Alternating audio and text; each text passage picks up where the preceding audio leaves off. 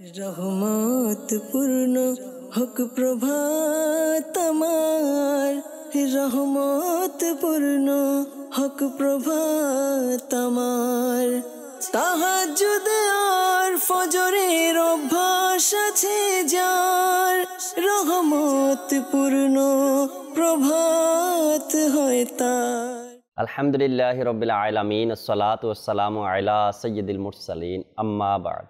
ফাআউযু বিল্লাহি মিনাশ শাইতানির রাজীম। বিসমিল্লাহির রহমানির রহিম। আসসালাতু ওয়াসসালামু আলাইকা ইয়া রাসূলুল্লাহ ওয়া আলা আলিকা ওয়া আসহাবিকা ইয়া হাবিবাল্লাহ। আসসালাতু ওয়াসসালামু আলাইকা ইয়া নবিয়াল্লাহ ওয়া আলা আলিকা ওয়া আসহাবিকা ইয়া নূরাল্লাহ। রাসূল করিম সাল্লাল্লাহু তাআলা আলাইহি ওয়াসাল্লামের আলিশান ফরমান, যে ব্যক্তি জুমার দিন আমার উপর ৮০ বার দুরূদ শরীফ পাঠ করবে, আল্লাহ তাআলা ওই ব্যক্তির ৮০ বছরের গুনাহকে ক্ষমা করে দিবেন। সাল্লু আলাল হাবিব সাল্লাল্লাহু তাআলা আলা মুহাম্মদ সাল্লাল্লাহু তাআলা আলাইহি ওয়াসাল্লাম। মাদানী চ্যানেলের দর্শক শ্রোতা, আলহামদুলিল্লাহ আরও একবার উপস্থিত হয়েছি রহমতপূর্ণ প্রবাদ এই অনুষ্ঠানে। যেখান থেকে আমাদের অনুষ্ঠান দেখছেন, দূরে কিংবা কাছে, দেশে কিংবা প্রবাসে, ছোট বড় সকল দর্শককে জানাই আন্তরিক মোবারকবাদ। দর্শক, আজকের অনুষ্ঠানে আমাদের সাথে কারি সাহেব রয়েছেন। আমরা কোরআনে পাকের তেলাওয়াত শুনবো, হামদে বারি তাআলা, নাতে মুস্তাফা সাল্লাল্লাহু তাআলা আলাইহি ওয়াসাল্লাম। আর এর পাশাপাশি আমরা আজকেও একটি নতুন বিষয় নিয়েছি এই অনুষ্ঠানে আলোচনা করার জন্য, নেকির দাওয়াত দেওয়ার জন্য, আপনাদেরকে কিছু শেখানোর জন্য। ইনশাআল্লাহ মোবাল্লিগে দাওয়াত ইসলামী আমাদের সাথে রয়েছেন, আমরা তাদের থেকে গুরুত্বপূর্ণ মাদানী ফুল শ্রবণ করব। আমরা ভালো ভালো নিয়ত সহকারে কারি সাহেব থেকে কোরআনে পাকের তেলাওয়াত শ্রবণ করি। সাল্লু আলাল হাবিব সাল্লাল্লাহু তাআলা আলা মুহাম্মদ সাল্লাল্লাহু তাআলা আলাইহি ওয়াসাল্লাম। প্রিয় ইসলামী ভাইরা ও মাদানী চ্যানেলের দর্শক শ্রোতা, আসুন আমরা সকলে কোরআনে পাকের তেলাওয়াত শ্রবণ করার পূর্বে ভালো ভালো নিয়ত করে নেই, কেননা মুমিনের নিয়ত তার আমলের চেয়ে উত্তম। প্রথমে আমি নিয়ত করে নেই যে আল্লাহ এবং তার প্রিয় মাহবুব সাল্লাল্লাহু তাআলা আলাইহি ওয়াসাল্লাম এর সন্তুষ্টি অর্জন ও সওয়াব অর্জনের নিয়তে কোরআনে পাকের তেলাওয়াত করব। এবং আপনারাও নিয়ত করে নিন যে আল্লাহ এবং তার প্রিয় মাহবুব সাল্লাল্লাহু তাআলা আলাইহি ওয়াসাল্লাম এর সন্তুষ্টি অর্জন ও সওয়াব অর্জনের নিয়তে কোরআনে পাকের তেলাওয়াত করবে। শুনবেন ইনশাআল্লাহ। أعوذ بالله من الشيطان الرجيم.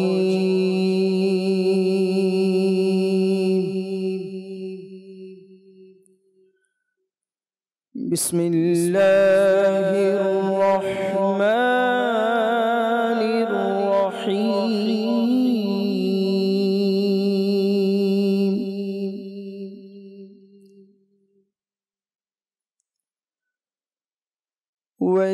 والتين والزيتون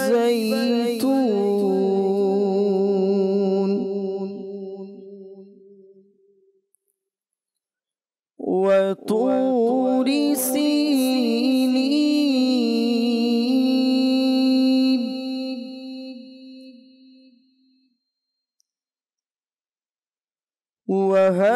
وهذا البلد الأمين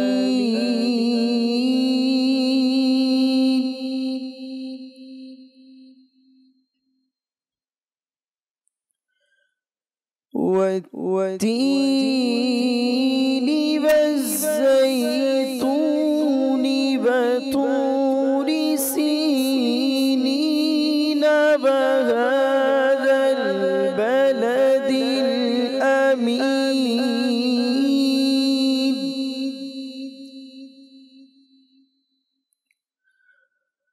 لقد خلقنا الإنسان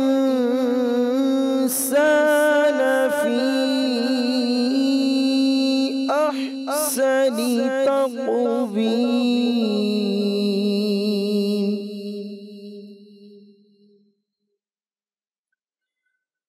ثم رددناه أسفل سافلين.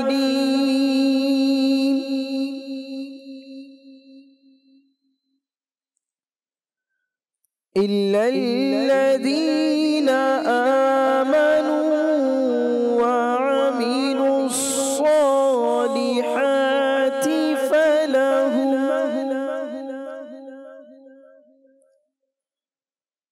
فلهم أجر غير ممنون.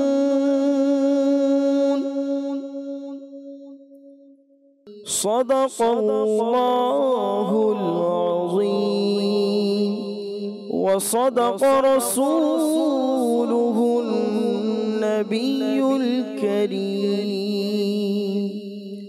صلوا على الحبيب সাল্লাল্লাহু তাআলা আলা মুহাম্মদ সাল্লাল্লাহু তাআলা আলাইহি ওয়াসাল্লাম। মাশাআল্লাহ, মাদানী চ্যানেলের দর্শক শ্রোতা, আলহামদুলিল্লাহ আমরা কারি সাহেব থেকে কোরআনে পাকের তেলাওয়াত শ্রবণ করে নিলাম।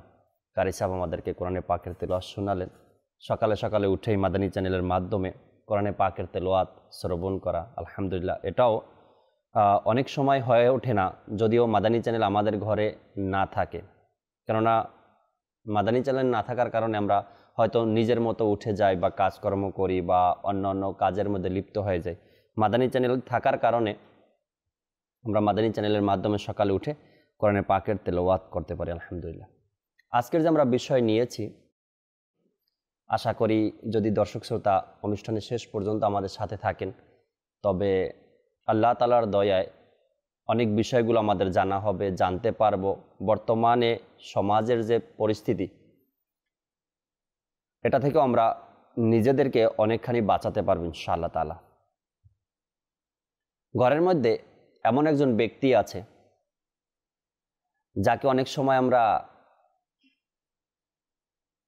অন্তর থেকে ভালোবাসি, আর ভালোবাসা সেটা আল্লাহ তার রাসূলের পক্ষ থেকেই আদেশ, কিন্তু তার হয়ে আমরা পৃথিবীতে কিছু করতে পারি না। আর ওই ব্যক্তিটিও বোবা মানুষের মতো সারা জীবন আপনার আর আমার জন্য পরিশ্রম করে যায়, রক্তকে পানি করে, তারপরেও কখনো মুখ খুলে না। এরকমের হাজারো ব্যক্তি আছে যে দিন রাত সবসময় পরিশ্রম করে ফ্যামিলির জন্য, ঘরের জন্য, তারপরেও কখনোই ঘরের মানুষকে বুঝতে দেয় না বা নিজেও কখনো বলে না। আর ওই ব্যক্তিকে অবশ্যই আমরা জানি, তিনি হলেন বাবা। বাবা এমন একজন ব্যক্তি, এমন একজন মানুষ, এমন একজন বন্ধু, শত কষ্টের পরেও নিজের ফ্যামিলিকে, নিজের সন্তানকে, নিজের ঘরের সদস্যদেরকে ভালো রাখতে চায়। শত কষ্ট করে হলেও সন্তানদের মুখে হাসি ফোটাতে চায়। আজকের বিষয় আমরা রেখেছি পিতার প্রতি সন্তানের ভালোবাসা। আমরা শুধু সারা জীবন কিন্তু অভিমান করে গেলাম বাবার সাথে। আমার মনে হয় না এমন কোনো সন্তান, এমন কোনো ছেলে বাকি আছে যে বাবার প্রতি অভিমান না করে। অভিমানই করে শুধু, ভালোবাসা তো আছেই, ওই ভালোবাসা প্রকাশের চেয়ে কিন্তু অভিমানটাই বেশি প্রকাশ পায়। কিভাবে? আপনার সকাল থেকে সন্ধ্যা পর্যন্ত বাবা যে পরিশ্রম করলো, হয়তোবা অন্যের ঘরের কাজ করে বা কারো দোকানের কর্মচারী, বিভিন্নভাবে বাবা পরিশ্রম করে, কিন্তু দেখা যায় সন্তানের কাছে সেই অভিযোগ থেকেই যায়, অভিমান থেকেই যায়। সন্তান বলে আমার এই জিনিসটা প্রয়োজন, আজও পেলাম না, আমার টাকা প্রয়োজন, বাবা আজও দিল না। সন্তান বলে বাবার কাছে কতদিন আগে বললাম, আজকেও পেলাম না, পরীক্ষার জন্য টাকা প্রয়োজন, দিল না, কলেজের ভর্তির ফি দরকার, তা এখনও পেলাম না, ঘুরতে যাব, টাকা দিল না, গাড়ি প্রয়োজন, কিনে দিল না। বাস সন্তানের শুধু এভাবে বলাই শেষ নয়, এরপরে অনেক কিছু আছে, কিন্তু বাবা নীরবে সহ্য করে যান, আর বোবা মানুষের মতো মুখ বন্ধ করে সারা জীবন পরিশ্রম করে যান। যাই হোক, আজকে ইনশাআল্লাহ তাআলা আমরা আলোচনা করব পিতার প্রতি সন্তানের ভালোবাসা। অনুরাগ নয়, অভিমান নয়, অভিযোগ নয়, পিতার প্রতি ভালোবাসাটাই একজন সন্তান, একজন ছেলে আর বাবার সম্পর্কটা মজবুত করতে পারে। আজ আমাদের সাথে ইনশাআল্লাহ তাআলা জুনায়েদ মাদানী ভাই রয়েছেন, আমরা তার থেকেও এ বিষয়ে গুরুত্বপূর্ণ মাদানী ফুল শ্রবণ করব। আজকের বিষয়ের আলোচনায় যাওয়ার পূর্বে আসুন আমরা জুনায়েদ ভাই থেকে হামদে বারি তাআলা শ্রবণ করি। সাল্লু আলাল হাবিব সাল্লাল্লাহু তাআলা আলা মুহাম্মদ সাল্লাল্লাহু আলাইহি ওয়াসাল্লাম। প্রিয় ইসলাম ভাইরা ও মাদানী চ্যানেলের দর্শকবৃন্দ, আসুন হামদে বারি শোনার পূর্বে ভালো ভালো নিয়ত করে নেই আল্লাহ তাআলার সন্তুষ্টি অর্জনের জন্য। সওয়াব হাসিল করার জন্য আমরা হামদে বাড়ি নাতে রাসূল শুনব এবং পড়ব মিলেমিশে। সাল্লি আলা রাসূলিনা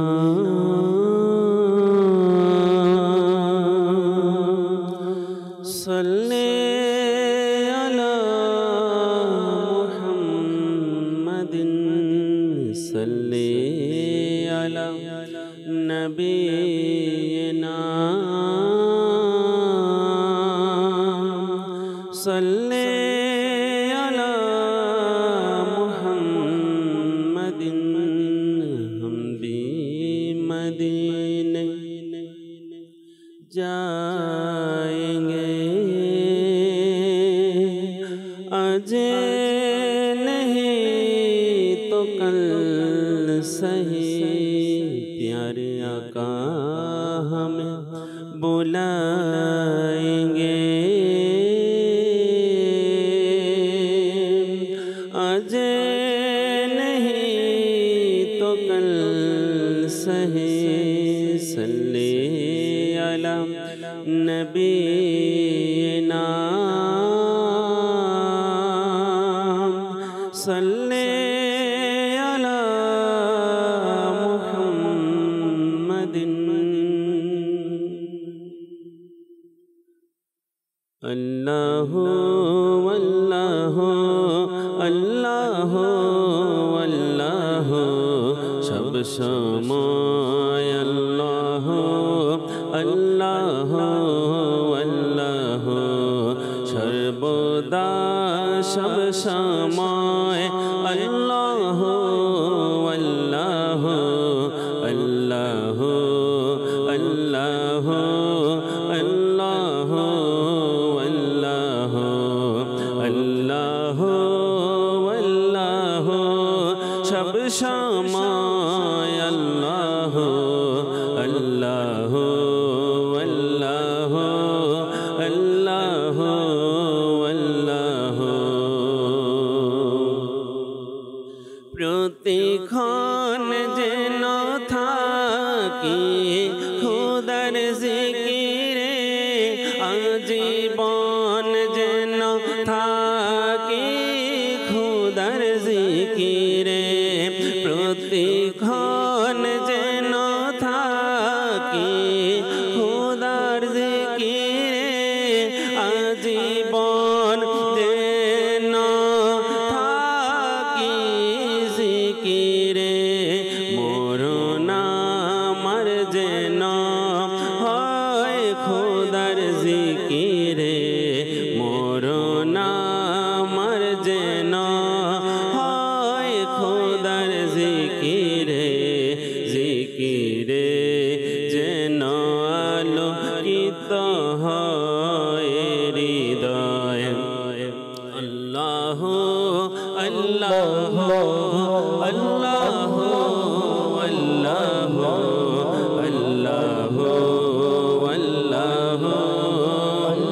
আল্লাহ আল্লাহ সর্বদা সবখানে সব সময় আল্লাহ আল্লাহ আল্লাহ আল্লাহ আল্লাহ পুষ্প কলি ফুল ফল বৃক্ষ সবুজ শ্যামল চন্দ্র সূর্য গ্রহ নক্ষত্র ঝলমল নক্ষত্র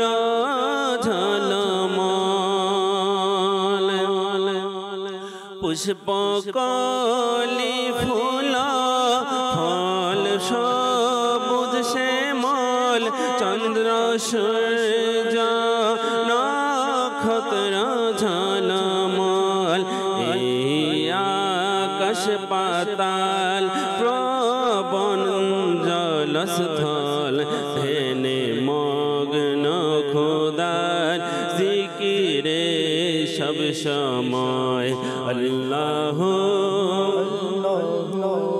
আল্লাহ আল্লাহ আল্লাহ আল্লাহ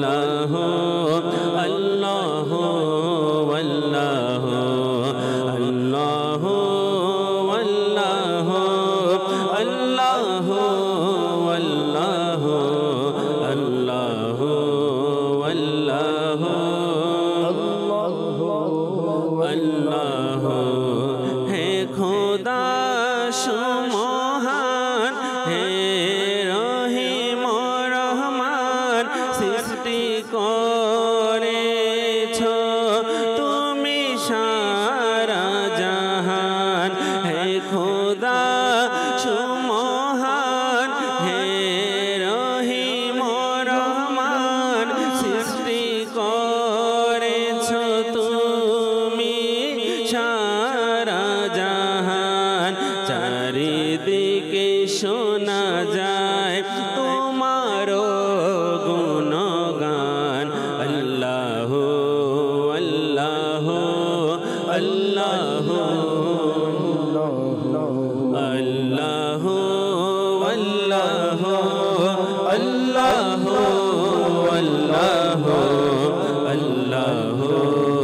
আল্লাহ আল্লাহ খোদারি গুণগান সূর্যের কিরণে, খোদারি গুণগান ফুলেরি বাগানে। মওলা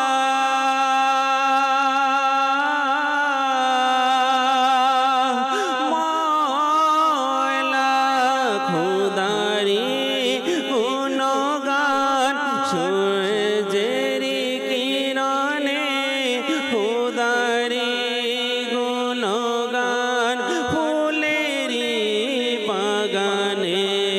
খোদারি গুণগান ফুলেরি বাগানে, খোদারি গুণগান ভুবনে গগনে। গুণগানি যেন আমার প্রাণ শেষ হয়। আল্লাহ আল্লাহ আল্লাহ আল্লাহ আল্লাহ আল্লাহ আল্লাহ সব সময় আল্লাহ, সর্বদা আল্লাহ, সবখানে সব সময় আল্লাহ আল্লাহ। মাশাআল্লাহ মাশাআল্লাহ। মাদানী চ্যানেলের দর্শক শ্রোতা, জুনায়েদ ভাই আমাদেরকে হামদে বারি তাআলা শোনালেন। শুরুতে জুনায়েদ মাদানী ভাইয়ের কাছে আসার আগে একটি হাদিসে পাক ইনশাআল্লাহ তাআলা আপনাদেরকে শোনাবো। তিরমিজি শরীফের মধ্যে এই হাদিসে পাকটি রয়েছে। রাসূল পাক সাল্লাল্লাহু আলাইহি ওয়াসাল্লাম ইরশাদ করেছেন, পিতা জান্নাতের মাঝখানে দরজা স্বরূপ। তোমার ইচ্ছা যে এর হেফাজত করো বা তা ছেড়ে দাও। যদি পিতা জান্নাতের মাঝখানে দরজা স্বরূপ হয়, এখন সেটার কেমন যত্নবান হওয়া উচিত, কেমন যত্ন নেওয়া উচিত, কতটুকু সম্মান করা উচিত, কতটুকু ভালোবাসা দেওয়া উচিত। কেননা জান্নাতের মাঝখানে যে দরজা, সেটা পিতাকে বলা হয়েছে। তো আজকের বিষয় আমরা রেখেছি পিতার প্রতি সন্তানের ভালোবাসা। জুনায়েদ ভাইয়ের কাছে আসবো, কিছু মাদানী ফুল শুনি, এরপর ইনশাআল্লাহ দর্শকের কল SMS-ও নেওয়ার চেষ্টা করবো ইনশাআল্লাহ। জি জুনায়েদ ভাই। জি, বাস্তবিক পক্ষে পিতার গুরুত্ব আর পিতার মর্যাদা একটি সন্তানের কাছে অপরিসীম। জি। আর যেভাবে পিতা স্বার্থহীনভাবে নিজের সন্তানদেরকে, ছেলেমেয়েদেরকে একভাবে লালন পালন করে, তাদের সবগুলো প্রয়োজন পূরণ করে কোনো স্বার্থ ছাড়াই, কোনো পারিশ্রমিক ছাড়াই, সেইভাবে পৃথিবীর অন্য কেউ এইভাবে ছেলেদের বা তার পিতার মতো করে একজন মানুষের প্রয়োজন কেউ পূরণ করে না।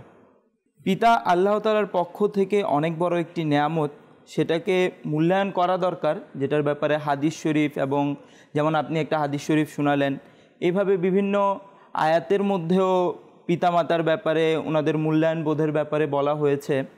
আর আমরা যখন আমাদের বুজুর্গানে দিনদের ঘটনা পড়ি, তখনও তারা কিভাবে নিজেদের পিতার মূল্যায়ন করেছেন, আবার কিভাবে তাদেরকে সম্মান করেছেন, তাদের ভিতর কেমন গুরুত্ববোধ ছিল, সেই সম্পর্কে আমরা জানতে পারি।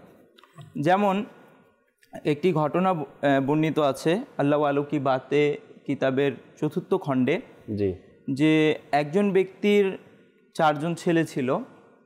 সেই ব্যক্তি হঠাৎ অসুস্থ হয়ে পড়ল। তো 4 জনের মধ্যে একজন ছেলে বাকি 3 জনকে সম্বোধন করে বলল যে তোমরা হয়তোবা এই কাজ করো যে পিতার সেবা করো, আর আমি পিতার যতগুলো সম্পদ আছে সবগুলো নিয়ে নিব, নতুবা তোমরা এই কাজ করো যে আমি পিতার খেদমত করি আর আমি কোনো সম্পদ থেকে কিছুই নিব না। তো তারা স্বাভাবিকভাবে ওইটাতেই রাজি হলো যে সম্পদ নিয়ে নিই, হ্যাঁ আমরা সমস্ত সম্পদ নিয়ে নেই, তুমি কিছু নিও না, পিতার সেবা করো। অথচ স্বাভাবিক ক্ষেত্রে দেখা যায় যে সন্তান করে যে না আমি একা কেন করব, সবাই মিলে করব মানে তেমন একটা মূল্যবোধ থাকে না যে আমার তো লাভ হচ্ছে না, যেহেতু সবাই একই রকম সম্পদ পাবো তো আবার বেশি আমি কেন করতে যাব। কিন্তু তিনি পিতার মূল্যবোধ সম্পর্কে জানতেন, তিনি নবী করিম সাল্লাল্লাহু তাআলা আলাইহি ওয়া আলিহি ওয়াসাল্লামের বিভিন্ন হাদিস সম্পর্কে অবগত ছিলেন। তো তিনি সেই মূল্যবোধ বজায় রেখে তিনি কি বললেন যে সমস্ত সম্পদ আমার থেকে চলে যাক, পিতার সেবাটাই আমার কাছে থাকুক। আহা সুবহানাল্লাহ। তো তিনি পিতার সেবাটাকেই বাছাই করে নিলেন, আর সেটা যেন তিনি নিজে একাই করতে পারেন সেটার জন্য তিনি কি করলেন যে সমস্ত সম্পদ নিজের ভাগের এবং তাদের ভাগেরটাও তাদেরকে দিয়ে দেওয়ার একটা পন্থা অবলম্বন করলেন, যার কারণে তারা রাজি হয়ে গেল যে হ্যাঁ তুমিই সেবা করো, তুমি সম্পদ থেকে কিছু নিও না। তো তিনি সেবা করতে থাকলেন আপন পিতার, সেবা করতে করতে এক পর্যায়ে পিতা ইন্তেকাল করলেন। জি। তারপর একদিন সে এক রাতে স্বপ্নে দেখলেন যে তাকে কোনো আহ্বানকারী আহ্বান করে বলছে যে অমুক স্থানে 100টি স্বর্ণ মুদ্রা রয়েছে, তুমি তা গিয়ে নিয়ে নাও। আচ্ছা। তো তিনি জিজ্ঞেস করলেন সেই আহ্বানকারীকে যে সেটার মধ্যে কি বরকত রয়েছে। আমরা প্রথমে ভালো মতো ঠিকানাটা জিজ্ঞেস করে নিব যে আসলে কোথায় ওটা বরকত আছে না না আছে তো পরে দেখা যাবে, এতগুলো স্বর্ণ মুদ্রা আগে ঠিকানা অ্যাড্রেস লোকেশন তো জানি, হ্যাঁ ভালো করে জেনে নেব, কনফার্ম হয়ে নেবে হ্যাঁ ওইখানেই আছে। তো উনি প্রথমেই জিজ্ঞেস করলো, প্রথম প্রশ্নটাই ছিল সেটার মধ্যে কি বরকত রয়েছে, সে বলল না, আহ্বানকারী বলল না। তো সে জাগ্রত হয়ে দিনে তার স্ত্রীর সাথে আলোচনা করলো সেই বিষয় নিয়ে। তো স্ত্রী বলল যে এটার বরকত এটা হবে যে আমরা ওটা থেকে কিছু কাপড় নিয়ে নিব আর সেই কাপড় বিক্রয় করে করে নিজেদের জীবন অতিবাহিত করব। তো সে অস্বীকার করে দিল যে না, যেহেতু বলা হয়েছে বরকত নেই তো নিচ্ছি না। পরের দিন আবার রাতে সেই স্বপ্ন দেখলো যে একজন বলছে, সে আহ্বানকারী বলছে, এবার বলছে যে অমুক স্থানে 10টি স্বর্ণ মুদ্রা আছে, তুমি গিয়ে তা নিয়ে নাও। আচ্ছা। তো সে সকালে উঠে আবার তার স্ত্রীর সাথে পরামর্শ করলো, তার স্ত্রী সেই একই উত্তর দিল আর সেও অস্বীকার করে দিল যে না নিব না। আবার একদিন এক রাতে স্বপ্নে দেখলো যে কেউ আহ্বানকারী তাকে বলছে যে অমুক জায়গায় 1টি স্বর্ণ মুদ্রা আছে। এইবার যখন সে জিজ্ঞেস করলো যে সেটার মধ্যে কি বরকত আছে, তখন উত্তরে বলল জি ওটার মধ্যে বরকত আছে। আর তখন সে জাগ্রত হয়ে সেই স্বর্ণ মুদ্রাটা গিয়ে নিয়ে আসলো, আর সেই স্বর্ণ মুদ্রা নিয়ে যখন সে বাজারে গেল এক লোকের সাথে সাক্ষাৎ হলো, যে লোকের কাছে 2টি মাছ ছিল। তো সেই লোক থেকে সে ওই 2টি মাছ জিজ্ঞেস করলো, দাম জিজ্ঞেস করলো। সেই লোকটি বলল 1টি স্বর্ণ মুদ্রায় 1 দিনারের বিনিময়ে নিতে পারবেন। তো সে 1 দিনারের বিনিময়ে, সে 1টি স্বর্ণ মুদ্রার বিনিময়ে সেই মাছটি ক্রয় করে নিল। ক্রয় করে যখন ঘরে নিয়ে আসলো আর মাছটি রান্না করার জন্য যেভাবে কাটে, তো কাটলো মাছটি। তো 2টি মাছ থেকে 2টি সে মুক্তা পেল, আর এমন মুক্তা যেই মুক্তা কখনো কোনো লোক দেখেনি, অর্থাৎ অমূল্য রত্ন যেটাকে বলা হয়, খুবই দামি মুক্তা ছিল সেগুলো। তো আর বাদশাহ, অপরদিকে বাদশাহ এমনই একটি মুক্তা খোঁজার জন্য তার যারা খাদেম আছে বা যারাই আছে তাদেরকে পাঠিয়েছিল যে এমন একটা মুক্তা আমার জন্য খুঁজে নিয়ে আসো, যা দাম হয় দিয়ে আমার জন্য খুঁজে নিয়ে আসো। তো তারা এই খবর পেতে পেতে আসলো সে ব্যক্তির কাছে, সেই ছেলেটির কাছে, এসে সেই স্বর্ণ মুদ্রার বিনিময়ে সেটা নিল। আর স্বর্ণ মুদ্রার বিনিময় কি ছিল? 100টি না, 1000ও না, এর থেকে অধিক 30টি খচ্চর বুঝাই করা স্বর্ণ মুদ্রা। আল্লাহ, বিনিময় কেরূপ? 30টি খচ্চর বুঝাই করা স্বর্ণ মুদ্রা। তো সেই বিনিময়ে তার থেকে একটি মুক্তা তারা ক্রয় করে বাদশার দরবারে নিয়ে উপস্থিত হলো। বাদশা যখন সেই মুক্তাটা দেখলো, দেখে বলল যে এই মুক্তা আর কার্যকরী তখনই হবে, এর থেকে আমরা উপকৃত তখনই হব যখন অন্য একটি মুক্তা এর সাথে থাকবে। তো তারা পুনরায় সেই ছেলেটির কাছে আসলো। হ্যাঁ, বাদশা বলে দিয়েছিল যে যদিও এটার ডবল দাম প্রয়োজন পড়ে, ডবল মূল্য প্রয়োজন পড়ে, তারপরও নিয়ে আসো। তো তারা গিয়ে সেই ছেলেটিকে আবার জিজ্ঞেস করলো যে তোমার কাছে কি আরেকটি এরকম মুক্তা আছে? যদি থাকে এবার আমরা দ্বিগুণ দামে সেটা ক্রয় করব। আচ্ছা। তো সে বললো হ্যাঁ সত্যি তোমরা দ্বিগুণ দাম দিবে? তো বললো হ্যাঁ দিব আমরা। তো তারা 60টি খচ্চর বোঝাই করা স্বর্ণ মুদ্রা তাকে, এখানে হয়তো দর্শক শ্রোতা নাও বুঝতে পারে এটা কিন্তু জানোয়ার, একটা পশু। ও খচ্চর সম্পর্কে, জি জি জি সম্পর্কে। খচ্চর একটি পশু, এটি এই গাধার মতো মাল সামানা বোঝাই করে কোথাও সফর করে। গাধা থেকে একটু বড় হয়, ঘোড়া থেকে একটু ছোট হয়, কিছুটা ঘোড়ার মতোই দেখতে, ঘোড়ার মতোই। যদি হঠাৎ করে কেউ দেখে খচ্চর তবে সে বলবে এটা ঘোড়া। আমিও যখন নেপালে দেখলাম এটাকে, তো পরিচিত কাউকে জিজ্ঞাসা করলাম যে এটা ঘোড়া না খচ্চর, তো উনি আমাকে দেখিয়ে দিল এটা কি আছে, খচ্চর আছে। বোঝা যায় না, সেম লাগে, একটু শর্ট থাকে, লম্বা একটু শর্ট থাকে, কিন্তু দেখতে সেম ঘোড়ার থেকে একটু ছোট থাকে। জি। তো সেই খচ্চর স্বাভাবিকভাবে বাংলাদেশে যেই ছোট প্রকারের ঘোড়া আকৃতির ঘোড়া পাওয়া যায় ঠিক এমনই হয়। তো এমন খচ্চর বহন করা 60টি খচ্চর বহন করা স্বর্ণ মুদ্রা তাকে সেই মুক্তার বিনিময়ে দেয়া হলো। তো মোট 90টি খচ্চর বহন করা স্বর্ণ মুদ্রা, বোঝাইকৃত স্বর্ণ মুদ্রা সে পেয়ে গেল। কেন? সেই একটি স্বর্ণ মুদ্রার মধ্যে বরকত ছিল। তো এই ঘটনার মধ্যে আমরা বিষয়ে আসার পূর্বে অনেকগুলো মদনী ফুল নিতে পারি, অনেকগুলো পয়েন্ট দেখতে পারি, শিক্ষণীয় পয়েন্ট আছে। একটি পয়েন্ট তো হচ্ছে যে সে আল্লাহ তাআলার উপর ভরসা রেখেছে যে আমার বাবার সম্পত্তির দরকার নেই, আল্লাহ তাআলা আমাকে বাবার খিদমতের সেবার আদেশ দিয়েছে, আমি বাবার খিদমত করে যাব, সেটার বিনিময়ে যাই হোক আমি যেই প্রকাশ্যভাবে যেই সম্পত্তি দেখছি ওটাকে অপর ভাইরা নিয়ে নেক। আমি যেটা আমার জন্য বেশি গুরুত্ব রাখে, যেটার গুরুত্ব সম্পর্কে আল্লাহ তাআলা স্বয়ং বলেছেন, নবী করিম সাল্লাল্লাহু তাআলা আলাইহি ওয়া সাল্লাম হাদিস শরীফে বর্ণনা দিয়েছেন, সেই বিষয়টাকে আমি গ্রহণ করি। তো সে তার বাবার সেবাকে বাছাই করে নিল। সুবহানাল্লাহ। আর একটি কি পাওয়া যায়, সে আল্লাহ তাআলার উপর তাওয়াক্কুল করলো। আমরা পূর্বে যখন কোনো সম্পদ পাই বা কিছু উপার্জন করতে চাই, উপার্জনের ক্ষেত্রে যাই, সর্বপ্রথম আমরা এটা দেখি যে এটার মধ্যে বেতন কত, জায়েজ না জায়েজ, জায়েজের ক্ষেত্রে বরকত হবে হবে না, হালালের ক্ষেত্রে বরকত হবে হবে না, হালাল হারামের ক্ষেত্রে বরকত হবে হবে না, কোনো কিছুর দিকে দেখি না। আমরা সর্বপ্রথম কিসের দিকে দৃষ্টি দেই, যে এটার মধ্যে বেতন কত পাচ্ছি, বেতন কত। অথচ আমাদের এটা মাথায় রাখা দরকার, আমি যদি এটার মধ্যে গায়রে শরী শরীয়ত বিরোধী কিছু কাজ থাকে, এটার মধ্যে বেতন যতই হোক আমি সেটা দিয়ে সেই উপকৃত হতে পারবো না, সেই বরকত খুঁজে পাবো না যা হালাল জিনিসের মধ্যে, জায়েজ কাজের মধ্যে যে বরকত রয়েছে, জায়েজ উপার্জনের মধ্যে যে বরকত রয়েছে। তিনি সেই একটি মুদ্রাই গ্রহণ করলেন যেটার মধ্যে বরকত ছিল। আসলে আপনার এই ঘটনা যেটা শোনালেন আমাদেরকে, হয়তো একটু লং টাইম ছিল, কিন্তু এর মধ্যে পিতার প্রতি যে সন্তানের ভালোবাসার এক চিহ্ন পাওয়া যায়, পিতার প্রতি সন্তানের ভালোবাসার যে এক নমুনা পাওয়া যায়, সেটা ছিল অতুলনীয়। একজন বাবার 4টা সন্তান, 4টা ছেলে, এটা অস্বাভাবিক নয়। আজকাল আমাদের সমাজের মধ্যে প্রায় জায়গাতে দেখা যায় এক বাবার 2 জন 3 জন 4 জন ছেলে আছে, কিন্তু 4 ছেলে থাকার পরেও যে এই বাবাকে ঘরে রাখছে বা খাওয়াচ্ছে, এটা নমুনা দেখাটা খুবই কষ্টকর হয়ে যায়। কিন্তু এক ছেলে এমনই ছিল যে বাবা সম্পর্কে জানতো, বাবা সম্পর্কে আল্লাহ তার রাসূলের বাণী কী ছিল তাও জানতো, সে নিজের বাবার খেদমতকেই পছন্দ করে নিল, অর্থ সম্পদ নয়। শেষ পর্যন্ত আল্লাহ তাবারক ওয়া তাআলা ওই সকল সম্পদের চেয়েও বেশি সম্পদ তাকে দান করলেন, যেভাবেই হোক না কেন সেটা।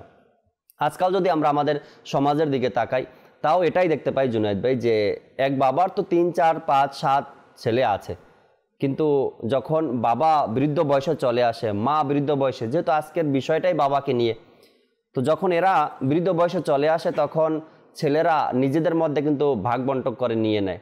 কারো ঘরে 2 মাস, কারো ঘরে 1 মাস, এভাবে করে বাবার খেতে হয় ভাগে ভাগে।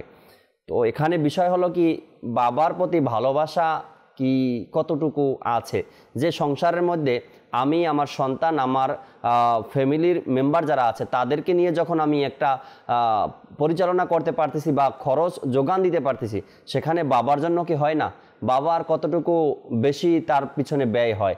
তো এগুলো হয়েছে মন মানসিকতার চিন্তা ভাবনার থেকে আসে, মানুষের মাইন্ড থেকে এগুলো আসে কি আমার বাবার জন্য আর কতটুকু খরচ হয়, বাবার কতটুকু খরচ করবে, তার পিছনে কত খরচ হয়। কিন্তু এখানে আমরা মনে করি কি আমি তো বাস 5 ভাইয়ের মধ্যে 1 ভাই, আমি 2 মাস খাওয়াবো, বাকি তারা 4 জনে দেখবে। তো আসলে এগুলো মন মানসিকতা যদি ফ্রেশ হয়ে যায় তবে এগুলো থেকে বাঁচা যাবে। এরপরে আমরা ইনশাআল্লাহ তাআলা আরও শুনবো মাদানী ফুল। জুনায়েদ ভাই নাতখা আমাদের সাথে রয়েছেন।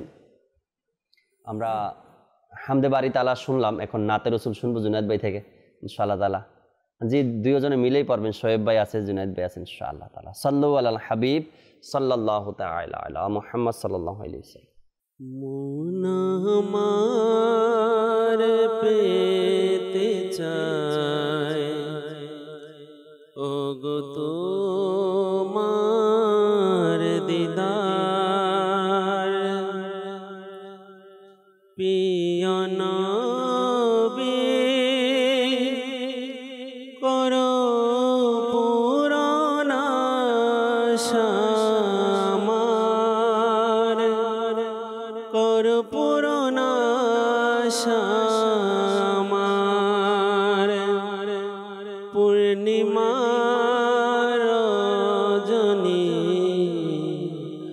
আর নুরানি বাহার, প্রিয় নবী দাও না তোমার দিদার, দাও না তোমার দিদার, দাও না তোমার দিদার, দাও না তোমার দিদার।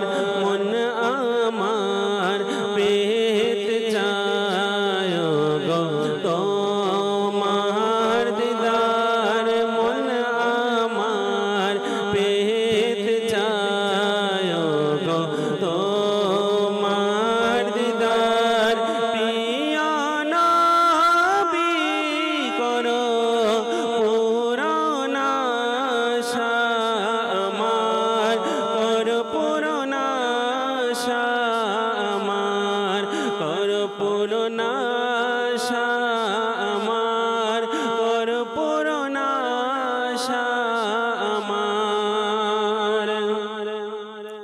সিদরাতুল মুনতাহা জান্নাতে আরশে সবখানে তুমি গেলে শান শওকতে। সিদরাতুল মুনতাহা জান্নাতে আরশে সবখানে তুমি গেলে শান শওকতে। এই আধম গোলামের স্বপনে একবার, এই আধম গোলামের স্বপনে একবার, প্রিয় নবী এসে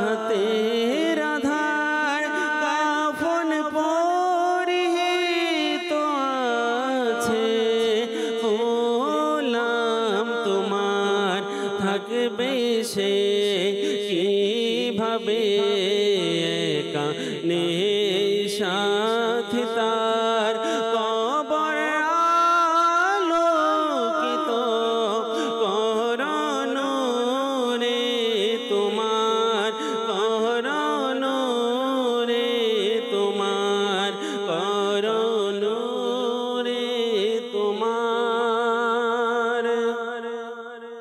করনো রে তোমার। মন আমার পেতে চায় গো তোমার দিদার, মন আমার পেতে চায় গো তোমার দিদার। প্রিয় নবী করো পূরণ দশা আমার, করো পূরণ আশা আমার। পূর্ণিমা রজনীয়ার নুরানি বাহার, প্রিয় নবী দাও না তোমার দিদার, দাও না তোমার দিদার, দাও না তোমার দিদার, দাও না তোমার দিদার। মাশাআল্লাহ মাশাআল্লাহ। আল্লাহ তাআলা কবুল করে নিক। রসুল পাক সাল্লাল্লাহু তাআলা আলাইহি ওয়াসাল্লামের দিদার দ্বারা আমাদেরকে ধন্য করুক। আজকের বিষয় আমরা নিয়েছি পিতার প্রতি সন্তানের ভালোবাসা। একজন পিতা নিজের সকল কিছুর বিনিময় হলেও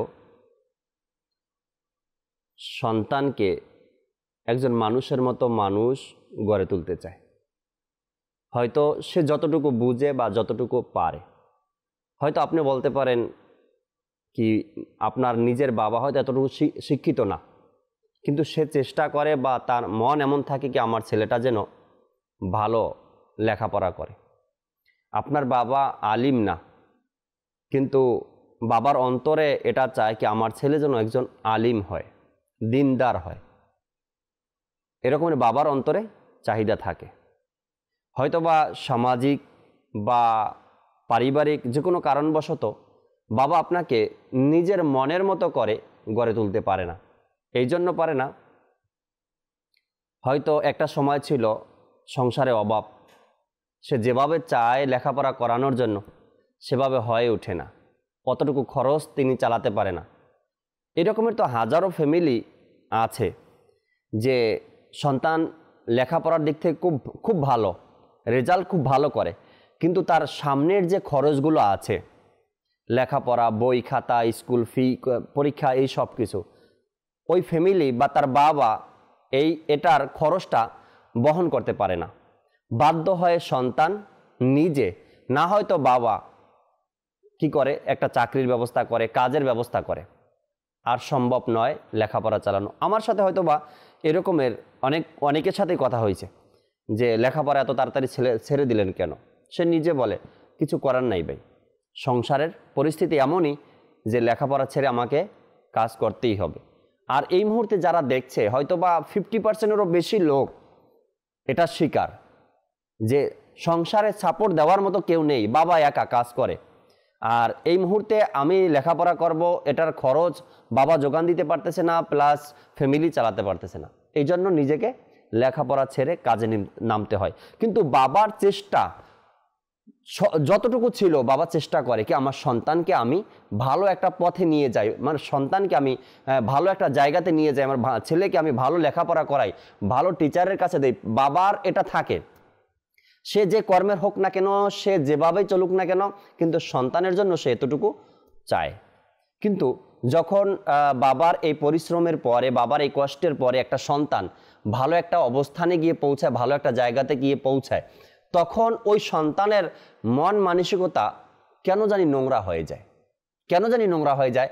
তখন সে এমন একটা সময় চলে আসে, এই বাবাকেও পরিচয় দিতে সে লজ্জাবোধ করে। অনেক সময় অনেক এই রকমের হয়ে যায়, বাবাকে পরিচয় দিতে সন্তান লজ্জাবোধ করে। আমার বাবা শিক্ষিত না, আমার বাবার সমাজের মধ্যে তেমন পরিচিতি নেই, আমার বাবাকে আমাকে যতটুকু চিনে সমাজের মধ্যে আমার বাবাকে ততটুকু চিনে না। কিন্তু দুঃখের বিষয় তো এই জায়গাতেই, যে বাবা সকাল থেকে সন্ধ্যা পর্যন্ত পরিশ্রম করে, কষ্ট করে, রক্ত পানি করে, আপনাকে সুশিক্ষিত বানালো, একজন সমাজের মধ্যে পরিচিত লোক হিসাবে আপনি বিবেচিত হলেন, যে বাবার পরিশ্রমের কারণে। একটা টাকা হলেও কিন্তু আপনার লেখাপড়ার পিছনে, আপনার এই বড় হওয়ার পিছনে বাবা খরচ করেছে। আজ আপনি বলেন আমার বাবাকে সমাজের মধ্যে কে চিনে? বাবার পরিচয় দিলে কয়জনে চিনে? বা বাবার নাম বললে অনেক সময় আমাকে ছোট হতে হয়। আফসোস, কষ্টের কথা এগুলো। তবে পিতার প্রতি আপনার ভালোবাসা কি আছে? সবার উপরে আপনার দায়িত্ব ছিল আপনার বাবাকে স্থান দেওয়ার। আমার বাবা, আপনি একটা কথা মনে রাখেন, আপনার বাবাকে আপনি যতটুকু মূল্যায়ন করবেন, যতটুকু সম্মান দিবেন, যতটুকু বড় দেখবেন, সমাজ আপনার বাবাকে ততটুকু বড় দেখবে। যদি আপনার থেকে আপনার বাবা এই রকমের আশা না করে, তবে সমাজের থেকে আপনি আশা করতে পারেন না। আমি আমার বাবাকে যত বড় বানাবো, যত বড় দেখবো, আমার এই সকল কিছু কেন হয়েছে? আমার বাবার বদৌলতে হয়েছে। আমার বাবা যদি সাপোর্ট না করতো ওই দিন, তবে আমি এখানে আসার বা এতটুকু হওয়ার সেই যোগ্যতা আমার কাছে ছিল না। আমার বাবার সহযোগিতা, আমার বাবার সাপোর্ট, আমার বাবার উৎসাহের কারণে আমি এতটুকু হতে পেরেছি। যখন সমাজের কাছে, লোকের কাছে, মানুষের কাছে আপনি আপনার এই কৃতজ্ঞতা প্রকাশ করবেন, সমাজ সেটা মেনে নিতে বাধ্য থাকবে। কিন্তু আপনি যদি বলেন আমার বাবাকে কে চিনে, আমার বাবার নাম কি আছে, আমার বাবা ততটুকু শিক্ষিত না, তবে আপনি ভুলের মধ্যে আছেন। তবে ভালোবাসা যে জিনিসটা বাবার প্রতি থাকার দরকার ছিল, সেই ভালোবাসা আপনার মধ্যে নেই। তবে এটা মনে রাখতে পারেন, যেমন কর্ম তেমন ফল আশা করা যায়। সাবধান হয়ে যাই আমরা। যখন আমি এই কথা বলবো, আমার সন্তান এগুলো শিখবে। এটা অস্বাভাবিকের কিছু নয়, স্বাভাবিক। আপনিই বারবার বলেন যেমন কর্ম তেমন ফল। তো এই ফল যেন আপনার ভাগ্যে না জুটে, এর পূর্বে যেন নিজের যে ভালোবাসা দেওয়ার দরকার ছিল বাবার প্রতি, ততটুকু যেন আমরা বজায় রাখি। আল্লাহ তাআলা সেই তৌফিক। জি, কামা তাদিনু তুদান, অর্থাৎ যেমন করবে তেমন ফল ভোগ করবে। আর হযরত আল্লামা আব্দুর রউফ মুনাবি রহমাতুল্লাহি তাআলা আলাইহি হাদিসে পাকের ব্যাখ্যায় লিখেন, অর্থাৎ যেরূপ তুমি কাজ করবে সেরূপ তুমি এর প্রতিফল পাবে, যা তুমি কারোর সাথে করবে তাই তোমার সাথেও হবে। তো একটি কথা মনে রাখতে হবে, আজ আমরা আমাদের বাবার সাথে যা করছি বা যেই রূপ আচরণ করছি, এই বৃদ্ধ অবস্থা একদিন আমাকেও আসতে হবে। এই প্রেক্ষাপটের সম্মুখীন একদিন আমাকেও হতে হবে। আমিও সন্তানের বাবা হব একদিন, সন্তান আমাকে একদিন পরিচালনা করবে। আমার এই বৃদ্ধ বয়সে যখন আসবো, তাদেরকে হেল্প দরকার হবে আমার। তখন যদি আমি যেরূপ আচরণ আমার বাবার সাথে করছি, সেই আচরণ যদি আমার সন্তান আমার সাথে করে, তখন কেমন হবে? এই ব্যাপারে কিছু রিওয়ায়াত আছে, যেমন বর্ণিত রয়েছে, এক যুবক তার বৃদ্ধ পিতার প্রতি বিরক্ত হয়ে তাকে নদীতে ফেলে দিতে গেল। পিতা বলল, বৎস, আমাকে আরেকটু গভীরে গিয়ে ফেলো। তাকে কিনারায় ফেলছিল, সে বলল, তার পিতা বলল যে আমাকে আরেকটু গভীরে গিয়ে ফেলো। ছেলে বলল, এখানে কিনারায় নয় কেন, আর ওখানে গভীরে কেন? মানে প্রশ্ন জাগলো যে আমি তো আপনাকে কিনারায় ফেলতে যাচ্ছি, সবাই বলে যে আমাকে বাঁচাও, উপরে উঠাও, আর আপনি বলছেন আরো গভীরে গিয়ে ফেলো, এটার কারণ কি? সে তার বাবাকে জিজ্ঞেস করলো। পিতা বলল, এই জন্যই যে এখানে তো আমি আমার পিতাকে ফেলেছিলাম। এ কথা শুনে ছেলে কেঁপে উঠল, কেননা কাল এরূপ পরিণতি আমারও হবে। সে পিতাকে ঘরে নিয়ে এলো এবং তার সেবা করা শুরু করে। আল্লাহ আল্লাহ। তো এই পরিস্থিতি মনে রাখতে হবে, কামা তাদিনু তুদান, যেরূপ করবেন তেমন তেমন প্রতিফল পাবে। এরকমের কিন্তু হয় না সমাজে, এরকমের না। দর্শক শ্রোতা হয়তো বা জানে, আর আমরাও তো সমাজে বসবাস করি, আমাদের চোখের সামনে বাস্তবিক জীবনে অনেক ক্ষেত্রে হয়ে থাকে। এখন যেমন আমি একটা উদাহরণ দিই, যুগে যুগে ডিভাইস আপডেট হচ্ছে। তো পূর্বের যুগে আমার বাবা ছিল যিনি ল্যাপটপ বুঝে না, মোবাইল বুঝে না, আজকে আমি বুঝি। তো আমি যখন বাবা একটা থেকে অন্যটা টিপ দেয়, বা আমার জন্য একটা নতুন ল্যাপটপ আনে, টিপ দিয়ে এদিক সেদিক হয়ে যায়, কি তুমি কিছু বুঝো না, কি করলা, তুমি তো কিছুই পারো না, কিছুই জানো না, বা এমন একটা ফেস রিয়্যাক্ট করা শুরু করে দেই যে দেখে বুঝে আসে যে বাবা বুঝে আসলে তো আমি এগুলো পারি না। কিন্তু একদিন মনে রাখতে হবে, এই ডিভাইস শেষ না, একদিন আমিও বৃদ্ধ হব, আরো আপগ্রেড ডিভাইস আসবে, right? তখন যদি আমার ছেলে আমার সাথে এরকম করে, এটা তো একবারে মানে একটা সাধারণ উদাহরণ আপনি দিলেন।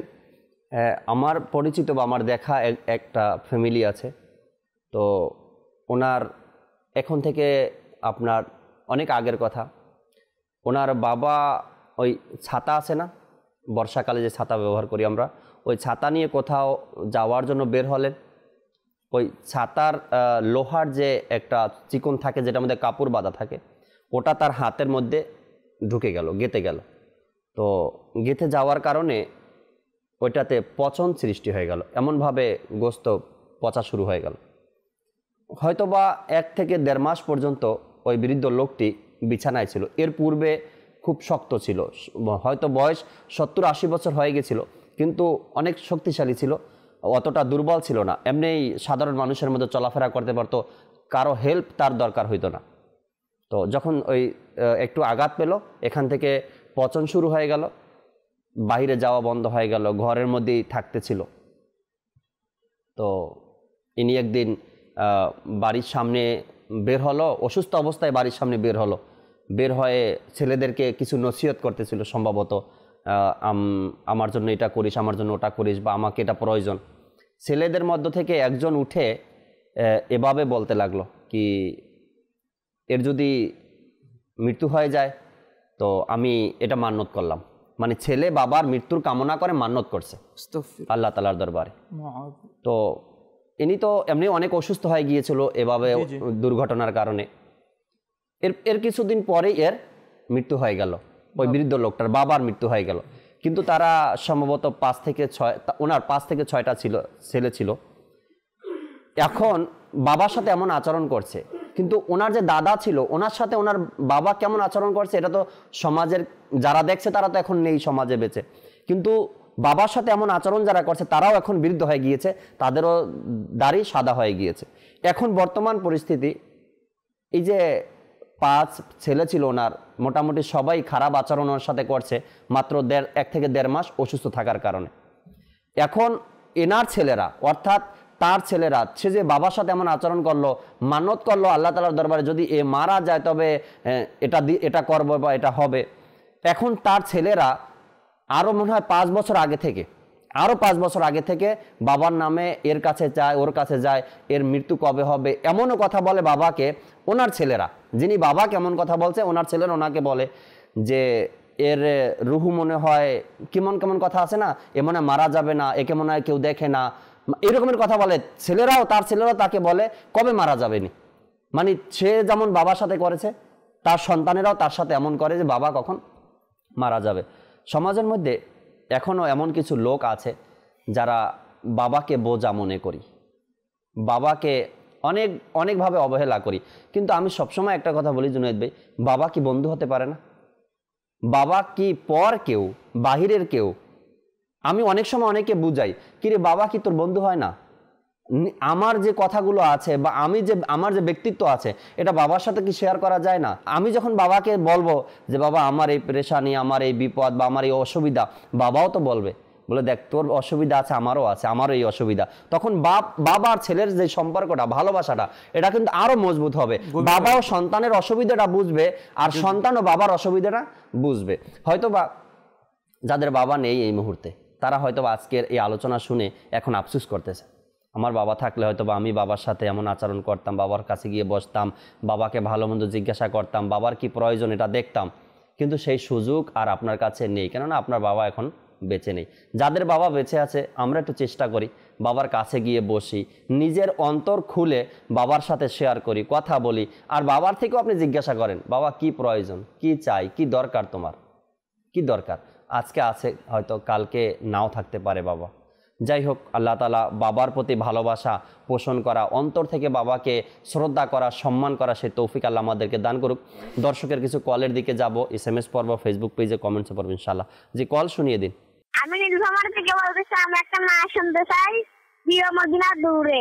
আল্লাহ তাআলা শোনাবো, সাথেই থাকুন ইনশাআল্লাহ। পরবর্তী কল। সিদ্দিকগঞ্জ বাজার থেকে বলছি, আমি একটি নাচ শুনতে চাই, বাতিলদের মিশালে। ঠিক আছে ইনশাআল্লাহ তাআলা, সাথেই থাকুন। পরবর্তী কল। সৈয়দপুর ওয়াইস হাদিস। আমি একটি নাচ শুনতে চাই, আমার আত্মার জিন্দাবাদ। কালাম শুনকাবাদ, আমার আত্মার জিন্দাবাদ, সাথেই থাকতে হবে, শোনাবো ইনশা আল্লাহ তাআলা। ফেসবুক পেজে আমাদের সাথে আছেন আরাফাত হোসাইন, আসসালামু আলাইকুম। ওয়ালাইকুম আসসালাম, কেমন আছেন? আলহামদুলিল্লাহ ভালো আছি। এরপরে জাহাঙ্গীর হোসেন, জাহাঙ্গীর ভাই আমাদের সাথে আছেন, সালাম দিয়েছেন, ওয়ালাইকুম আসসালাম রহমতুল্লাহ। শাহ আলম ভাই ওমান থেকে আমাদের সাথে আছেন প্রতিদিনের মতো। কাউসার ভাই আমাদের সাথে আছেন, ওয়ালাইকুম আসসালাম রহমতুল্লাহ। সিঙ্গাপুর থেকে কাউসার ভাই কমেন্টস করেছেন। রাজীব আত্তারি ভাই আমাদের সাথে আছেন কমেন্টস করে। এরপরে কাউসার ভাই লিখলেন, আমি একটি নাতে রসুল শুনতে চাই, শোনাবো ইনশাআল্লাহ তাআলা। খায়রুল বাশার ভাই, আসসালামু আলাইকুম। ওয়ালাইকুম আসসালাম। সোহেল চৌধুরী আমাদের সাথে আছেন। এরপর শিপন ভাইও আমাদের সাথে আছেন। আচ্ছা, খায়রুল বাশার ভাই বললেন, অনুষ্ঠান আমার খুব ভালো লাগে, আমি মাদানী চ্যানেল বাংলার। এবারে আজান মোল্লা আমাদের সাথে আছেন, নাসির হাসান ইমন ভাই আমাদের সাথে আছেন। এরপরে খায়রুল বাশার ভাই বললেন, আমার পরিবারের জন্য দোয়া করবেন, দোয়া করি। এরপরে নাহিদ ভাই আমাদের সাথে আছেন রাজশাহী থেকে, তিনিও একটি নাতে রসুল শুনতে চেয়েছেন। এরপর রবিন প্রধান আমাদের সাথে আছেন, কমেন্টস করেছেন। এরপর আরেকটি আইডি থেকে শাহা নবিল ভাই, আমার আম্মাজান অসুস্থ, দোয়া করবেন। দোয়া করি আল্লাহ তাআলা সুস্থতা দান করুক, ভালো রাখ। অনেকেরগুলো বলা যায় না, বোঝা যায় না। মেহেদি হাসান আমাদের সাথে আছেন। খায়রুল আলম, ইনিও আমাদের সাথে আছেন মাশাআল্লাহ। আমি কুমিল্লা থেকে অনুষ্ঠান দেখি, সবসময় দেখার চেষ্টা করি, একটি নাতে রসুল শোনাবেন ইনশাআল্লাহ। আবুল কালাম ভাই আমাদের সাথে আছেন। মদিনার পাখি, আসসালামু আলাইকুম। ওয়ালাইকুম সালাম, আপনারা সবাই কেমন আছেন? আলহামদুলিল্লাহ। আজকের অনুষ্ঠানের খুব সুন্দর একটি আলোচনা নেওয়া হয়েছে। আমার আব্বুর জন্য দোয়া করবেন, আমার আব্বু খুব অসুস্থ, আল্লাহ তাআলা আপনার বাবাকে ভালো রাখুক। আব্দুল হালিম ভাই আমাদের সাথে আছেন। নোমান সিদ্দিকী ভাই আমাদের সাথে আছেন, তিনি অনুষ্ঠান দেখছেন, নাতে রসুল শুনতে চান। জাফর আহমদ, আসসালামু আলাইকুম। ওয়ালাইকুম আসসালাম রহমতুল্লাহি ওয়া বারাকাতুহু। সবার কমেন্টসগুলো পড়ার চেষ্টা করলাম। একজন আমাদেরকে বরিশাল থেকে SMS করেছেন, আমি গজল শুনতে চাই। জি ইনশাআল্লাহ তাআলা শোনাবো। এরপরে চাকুরিয়া থেকে বলছি, আমার নাম শরীফ, আমি একটি নাতে রসুল শুনতে চাই, নয়নের তারা নামে মোহাম্মদ, শোনাবো। ফটিকচুরি থেকে আমাদেরকে একজন SMS করেছেন, তিনি সালাম দিয়েছেন, ওয়ালাইকুম আসসালাম রহমতুল্লাহি ওয়া বারাকাতুহু। সবাইকে অগ্রিম ঈদের শুভেচ্ছা জানিয়েছেন। মাশাআল্লাহ, এত তাড়াতাড়ি, আরও অনেক দিন বাকি আছে, আল্লাহ তাআলা কবুল করে নিক। নাতে রসুল শুনবো। শোয়েব ভাই, জুনায়েদ ভাই, নাচ শুনিয়ে দেন আমাদেরকে, এরপর আবার আলোচনায় ফিরবো আমরা ইনশাআল্লাহ তাআলা। সাল্লু আলাল হাবিব সাল্লাল্লাহু তাআলা আলা মুহাম্মদ সাল্লাল্লাহু আলাইহি ওয়াসাল্লাম। আল্লাহুম্মা সাল্লি আলা সাইয়্যিদিনা মুহাম্মাদ। আল্লাহুম্মা সাল্লি আলা সাইয়্যিদিনা মুহাম্মাদ। আল্লাহুম্মা সাল্লি আলা সাইয়্যিদিনা মুহাম্মাদ। আল্লাহুম্মা সাল্লি আলা সাইয়্যিদিনা মুহাম্মাদ। প্রিয় মদিনা দূরে যাব কেমন করে, মদিনা বহু দূর, আকা মদিনা বহু দূর, মদিনা বহু দূর। আল্লাহুম্মা সাল্লি আলা সাইয়্যিদিনা মুহাম্মাদ। আল্লাহুম্মা সাল্লি আলা সাইয়্যিদিনা মুহাম্মাদ। অশ্রু ঝরে যায় শুকিয়ে, কেঁদে কেঁদে নিরালায়, পেতে একবার দেখা যেতে তোমার সোনার মদিনায়। অশ্রু ঝরে যায় শুকিয়ে, কেঁদে কেঁদে নিরালায়, পেতে একবার দেখা গিয়ে তোমার সোনার মদিনায়। আল্লাহুম্মা সাল্লি আলা সাইয়্যিদিনা মুহাম্মাদ।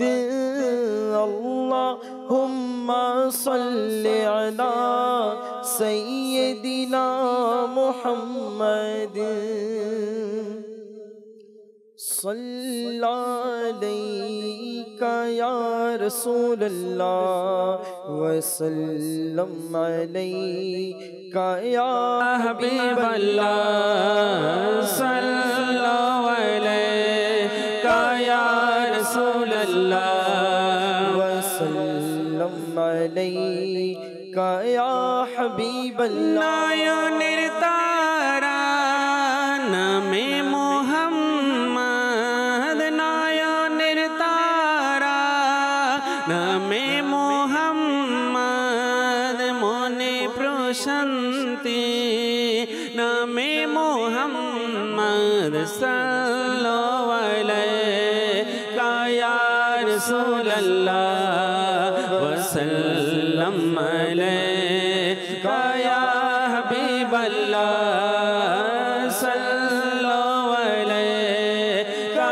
या रसूल अल्लाह वसल्लम अलैका या हबीब अल्लाह मोहिम अल्लाह ताला मोहिम अल्लाह ताला सबखाने लिखेছে नामे मोहम्मद सबखाने लिखेছেন नामे मोहम्मद नयনের तारा नामे मोहम्मद मने प्रशांति नामे मोहम्मद सल्लल्लाहु अलैहि वसल्लम सल्लल्लाहु अलैहि वसल्लम जिंदाबाद जिंदाबाद हमारा तार जिंदाबाद हमारा तार जिंदाबाद हमारा तार जिंदाबाद हमारा तार जिंदाबाद ये अमीरे अहले सुन्नत तुमर शौकत जिंदाबाद हे अमीरे अहले सुन्नत तुमर शौकत जिंदाबाद तुमर तारे सारा दुनिया दीनेर प्रोशर जिंदाबाद हमारा तार जिंदाबाद हमारा तार जिंदाबाद हमारा तार जिंदाबाद हमारा तार जिंदाबाद एलो तुम्हार दुआर থেকে দিন শরিয়তের বাহার এলো তোমার দুয়ার থেকে দিন শরিয়তের বাহার এলো তোমার দুয়ার থেকে দিন শরিয়তের বাহার আলা হযরত जिंदाबाद शदरो शरिया जिंदाबाद हमारा तार जिंदाबाद हमारा तार जिंदाबाद हमारा तार जिंदाबाद हमारा तार जिंदाबाद তোমার কাজ পাথরি জমিতে নদী খননের মতো তোমার কাজ পাথরি জমিতে নদী খননের মতো তোমার কাজ পাথরি জমিতে নদী খননের মতো তুমি থাকো প্রজ্বলিত আরে নিরাপদ জিন্দাবাদ हमारा तार जिंदाबाद हमारा तार जिंदाबाद हमारा तार जिंदाबाद हमारा तार जिंदाबाद সকল সুন্নি যদি তোমার আদর্শ দেখিত, সকল সুন্নি যদি তোমার আদর্শ দেখিত, সকল সুন্নি যদি তোমার আদর্শ দেখিত, শত্রু হতো অপদস্থ আর সুন্নত জিন্দাবাদ, আমারা তার জিন্দাবাদ, আমারা তার জিন্দাবাদ, আমারা তার জিন্দাবাদ, हमारा तार জিন্দাবাদ। পরিবর্তন করেছ তুমি নওজওয়ানদের জাহির বাতিল, পরিবর্তন করেছ তুমি নওজওয়ানদের জাহির বাতিল, পরিবর্তন করেছ তুমি নওজওয়ানদের জাহির বাতিল, পরিবর্তন করেছ তুমি নওজওয়ানদের জাহির বাতিল। মদিনা দিল রোশনি তোমার নুরানি চেহারা জিন্দাবাদ, আমারা তার জিন্দাবাদ, আমারা তার জিন্দাবাদ, আমারা তার জিন্দাবাদ, हमारा तार जिंदाबाद। মাশাআল্লাহ মাশাআল্লাহ। দর্শকের পক্ষ থেকে নাতে রসুল কালাম আর মানকাবাত শুনতে চেয়েছেন, নাত খা ইসলামেরা শুনিয়েছে আপনাদেরকে মাশাআল্লাহ। আজকের বিষয় পিতার প্রতি সন্তানের ভালোবাসা। আসলে মাদানী চ্যানেলের চেষ্টা এটাই হয়ে থাকে কি প্রতিটা বিষয় যেন আমরা জানতে পারি, বুঝতে পারি, আমল করতে পারি, আর ঘরে বসেই যেন শিখতে পারি। আজ যেভাবে করে সবাই যে বাবার প্রতি অবহেলা করে এরকমের না, কিন্তু যারা করে তারাও যেন আমরা সাবধান হয়ে যাই বা বুঝতে পারি আর বাবাকে যেন ভালোবাসতে পারি, এই উদ্দেশ্যই আমাদের। সবাই যে বাবার প্রতি খারাপ আচরণ করে এরকমের না, কিছু লোক তো ভালো আচরণ করে, আর করে বিদেই তো এখনও অনেকেই বাবা সন্তানের ভালোবাসা যে বজায় আছে এগুলো আমরা দেখতে পাই আলহামদুলিল্লাহ।